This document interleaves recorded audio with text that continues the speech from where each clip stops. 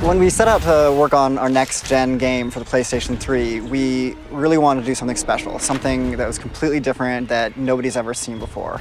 You know, we looked at what was out there, the landscape of games that were being developed, and everything sort of had this dark and gray or brown look to it. So we wanted to go completely opposite of that, and we wanted to have a game that when somebody just caught it out of the corner of their eye walking past it in the store, they'd be drawn to it right away and just have to check it out and see what's this game all about. I think one of the key of Uncharted that's gonna really stand out is the fact that everything looks real, and the player is gonna be immersed completely into that game, because you can believe that you are in that jungle. You're gonna see plants moving. You're gonna see real-time lights like the sun and the refraction for the world, like all these things, all these details that you see every day. We were able to produce all of that.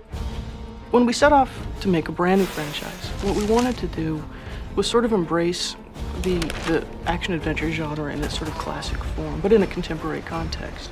So we looked at a load of those matinee serials from the 30s, lots of chases, running around looking for treasure, unlikely allegiances with a whole crazy cast of characters, lots of narrow escapes and risky situations. So we took all of this stuff and then started to look at how we might be able to reinvent it for the 21st century. With the look of Uncharted, we wanted it to stand out from all the other games that are being developed of the next generation consoles. We wanted it to have this lush, organic feel. We didn't want to have the same gritty and dark corridors that so many of these games have you running around shooting aliens and fighting monsters in. We wanted you to be in this lush, tropical jungle that really immersed you and made you feel like you could feel the moisture in the air. It's a stylized reality, and there's a little bit of vividness in the colors that we're choosing, and everything's got this sort of larger-than-life quality. Naughty Dog has a legacy to try and put its mark in the art world and in games. So shapes and color both have a lot to do with the readability of an environment, leading the player into an environment, and how you're supposed to feel inside of that environment. So with the power of the PlayStation 3, we really felt like we could create environments that were believable and authentic. So we did a lot of research and tons of photo reference, but we also tried to put a twist on it and give it our own style. So our concept artists would take these photos and embellish them and really set the direction for the overall look of Uncharted. We invested a lot of time in our rendering engine to make sure that the differences in texture between a glossy palm frond and the rough surface of some stone would really be a good, clear read for the player and just lend all of this believability to the environment. We always try to have some things that in a game that never been done before. Water was one of them, and we are really happy because it adds a lot to the realism of our jungle. Whether it's ocean, whether it's a river, a stream, a puddle, a waterfall, we really wanted to make sure that, you know, water was everywhere and that we were going to try to display it in a way that was never possible before on a previous generation of hardware.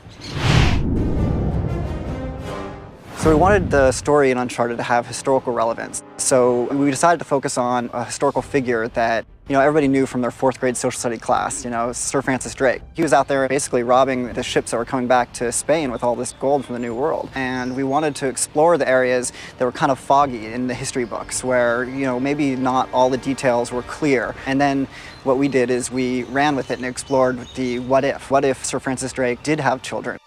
So our hero, Nathan Drake, believes himself to be a descendant of Sir Francis Drake. And there's treasure out there all over the place, and it's Nathan's job to go find it.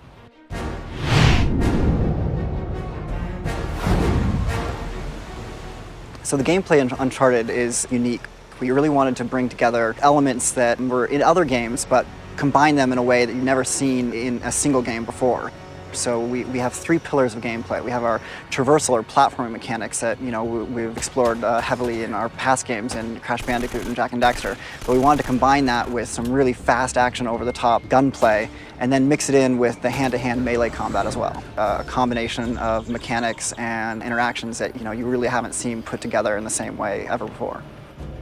My main focus on making Uncharted was gameplay, was how does the game feel? How does the game interact with the player? How does the world interact with the player? How enjoyable is the game? What's the fun factor on the game? And if it isn't fun, we try again. We come up with something new and and do it again. We iterated hundreds of times on almost every major mechanic in the game. Our first several attempts at Drake looked fantastic, just like the final product, but they didn't feel good. It has to feel like a Naughty Dog game. It has to be on a dime, responsive. It requires just a lot of back and forth between a programmer and an animator. Making games is not a science, and we don't have a magic formula. We just put in the hard work to make something good, and we just keep trying things until we find something that works.